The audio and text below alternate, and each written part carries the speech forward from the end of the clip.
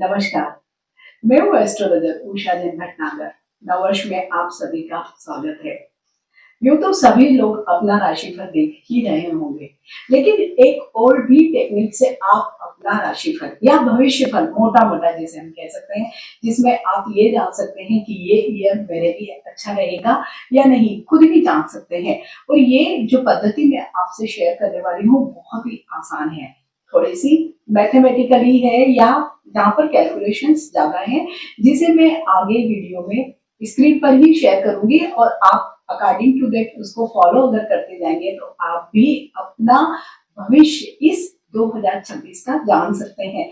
और according to that वहां पर मैं आपसे ये भी शेयर करने वाली हूँ कि अगर सपोज आपका कोई अच्छा साल या बुरा साल जैसा कोई भी प्रेडिक्शन आता है तो उस केस में क्या रेमेडी हमको करनी है।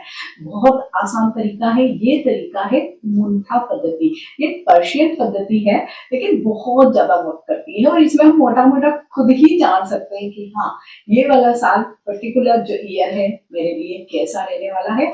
इसमें आपके बर्थ चार्ट की भी जरूरत पड़ेगी, तो आप एक कागज लीजिए, कलम लीजिए और अपनी कुंडली कोई भी ऐप से निकाल लीजिए और मेरे साथ आगे इसे फॉलो कीजिए। स्टेप बाय स्टेप मैं आपसे शेयर करूंगी और एनालाइज करके बताऊंगी कि किस तरीके से आप इसे देख सकते हैं। So let's start. तो स्टार्ट करते हैं ईयर 2026 का मुंथा राशिफल। यहाँ पर मैंने एक चार्ट लिया हुआ है ईयर 1998 का। यहाँ पर हमको न बर्थ टाइम की जरूरत है न बर्थ प्लेस की। यहाँ पर कैलकुलेशन पर्पस के लिए आपको केवल जरूरत है तो T1 चार्ट की जरूरत है, प्लस आपका जो भी बर्थ ईयर है। फॉर एग्जांपल मैंने यहाँ पर लिया है 1998 का बर्थ चार्ट, इसलिए केवल उनका ईयर यहाँ पर लिया है। हम राशिफल जानना चाहते हैं या भविष्यफल जानना चाहते हैं 2026 का, क्योंकि ये करंट ईयर है। तो 2026 माइनस जो भी आपका बर्थ ईयर है वो कर दीजिए। यहाँ पर मैंने 98 लिया है इसलिए 1998 को माइनस किया, जो नंबर आया वो आया 28। अब 28 में मैंने 5 प्लस किया है, तो ये 5 क्या है? इसके लिए आपको अपनी लग्न कुंडली या D1 चार्ट निकालना होगा, जो वो आप किसी भी ऐप के माध्यम से निकाल सकते हैं। तो यहाँ पर केवल और केवल हमको लग्न कुंडली की ही जरूरत है। तो लग्न कुंडली में जो भी नंबर आएगा वही मैंने यहाँ पर लिया है। लग्न कुंडली का जो लग्न है, जैसे यहाँ पर आप देख रहे हैं 5, ये आपका लग्न है, सिंह राशि का लग्न है। तो हमने यहाँ पर इसलिए 5 यहाँ पर 28 में प्लस किया है। सपोज किसी का 6 आता है, 7 आता है, 8, 10, 12 कोई सा भी नंबर आता है, तो आपको जो भी यहाँ पर आपका नंबर बचेगा उसमें उस नंबर को प्लस कर देना है, जो 1 से 12 तक के बीच में ही होगा। फिर इसको प्लस करने के बाद इस केस में आया है 33। अब 33 को डिवाइड किया है 12 से। 12 से ही क्यों डिवाइड किया? क्योंकि 12 मंथ है, इसलिए हमें 12 से ही डिवाइड करना होगा। 12 से डिवाइड करने के बाद जो भी रिमाइंडर बचता है हमें उस पर ध्यान देना है।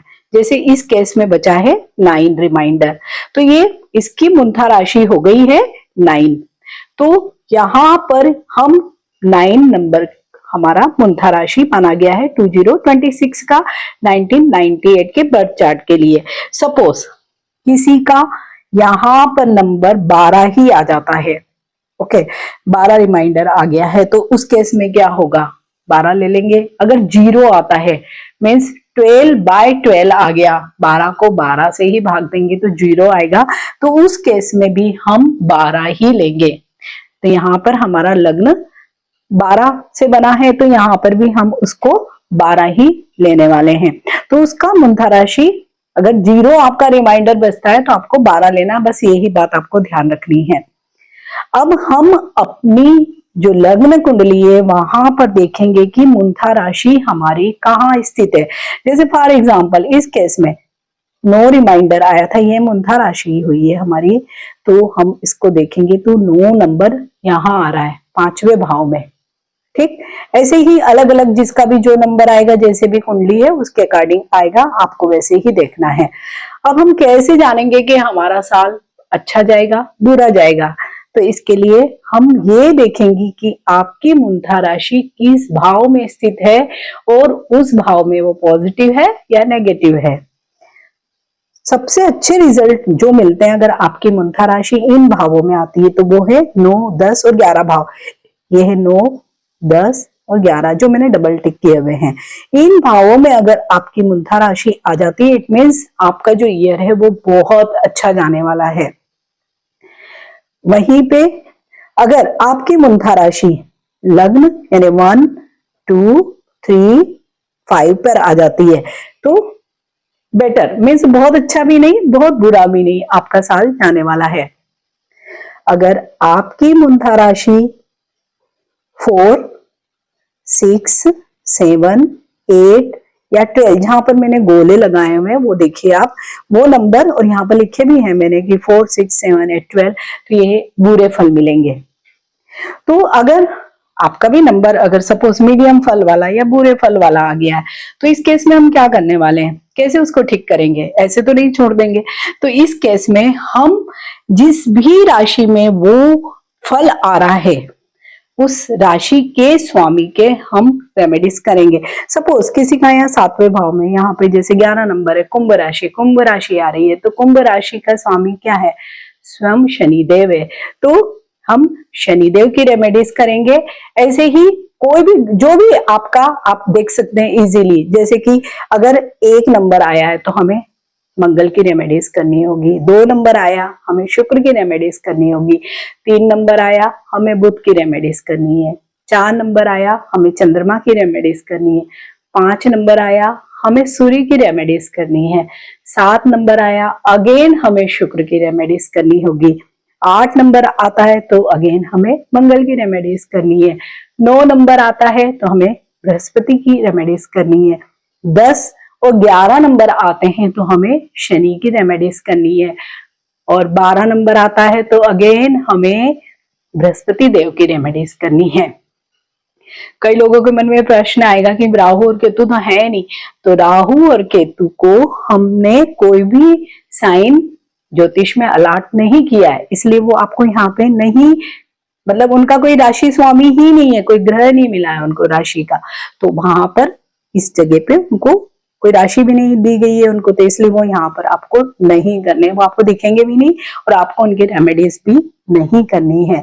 तो आगे मैंने हर ग्रह की कौन सी रेमेडीज आपको करनी है वो भी बताया है ना, बहुत ही आसान, कितना आसान है अपना वर्ष फल निकालना, अच्छा है बुरा है।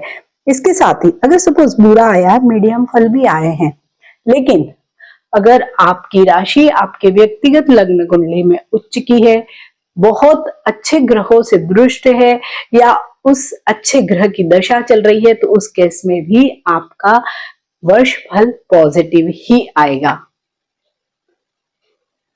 आई होप आप सभी लोगों ने अपना ईयर जरूर कैलकुलेट कर लिया होगा और जो भी नंबर आया होगा अकॉर्डिंग टू दैट आप उसकी रेमेडीज भी करेंगे। तो रेमेडीज डिपेंड्स करती है किस तरीके का नंबर आया है आपका। जैसे कुछ नंबर्स जो अच्छा प्रेडिक्शन नहीं देते हैं इस साल में, आगे आने वाले साल में, तो आपको क्या रेमेडीज करनी है। सपोज आपका वहां पर शनि का नंबर है तो आप शनि की वस्तुओं का दान करिए, या जो भी समाज का जो एक ऐसा निचला तबका है आप उनके लिए कुछ भी कार्य करें। अगर मंगल का आता है तो मंगल के लिए आप क्या कर सकते हैं, हनुमान जी की पूजा आराधना कर सकते हैं। शुक्र के लिए आप क्या कर सकते हैं, आप सफेद वस्त्रों का दान करें, वो भी अगर छोटे बच्चों को शुक्रवार के दिन कोई भी सफेद वस्तु आप उनको खिलाते हैं तो आपका शुक्र बहुत मजबूत होगा। अगर वहां पर आपका बुध आता है तो बुध के लिए क्या करना है, आपको हरी वस्तुओं का दान करना है, गाय को चारा खिलाना है, आपका बुध ठीक हो जाएगा। सूर्य अगर आता है तो आप अपने जितने भी बड़े हैं उनका रिस्पेक्ट करिए, सूर्य को जल चढ़ाइए, आदित्य हृदय स्त्रोत को सुनिए।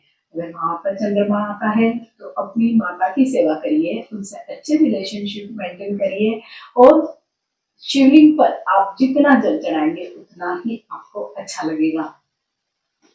इसके साथ ही अगर आपका वहां पर गुरु आता है उस नंबर में, तो आपको क्या करना है, आपको गुरु की जितनी भी रेमेडीज होती है वो करनी है, विष्णु सहस्त्रनाम पढ़ना है, जो भी गुरु समान व्यक्ति आपके जीवन में है उनका मान सम्मान आदर करना है, उनकी राय को आपको फॉलो करना है। अगर वहां पर अन्य कोई भी ऐसा कोई स्टार आ जाता है तो आपको उसकी रेमेडी जरूर करनी, क्योंकि ये 7 स्टार ही आने वाले हैं वहां पर, तो आपको अकॉर्डिंग टू दैट रेमेडीज को करना है। ये बहुत ही अच्छी मेथड है, बहुत इजी मेथड भी है, खुद ही की जा सकती है। आप सभी इसे जरूर करें। अगर वीडियो अच्छा लगता है तो इसे लाइक कीजिए, शेयर कीजिए, मेरे इस चैनल को सब्सक्राइब कीजिए। मिलते हैं ऐसे ही नए वीडियो में। टिल देन, नमस्कार।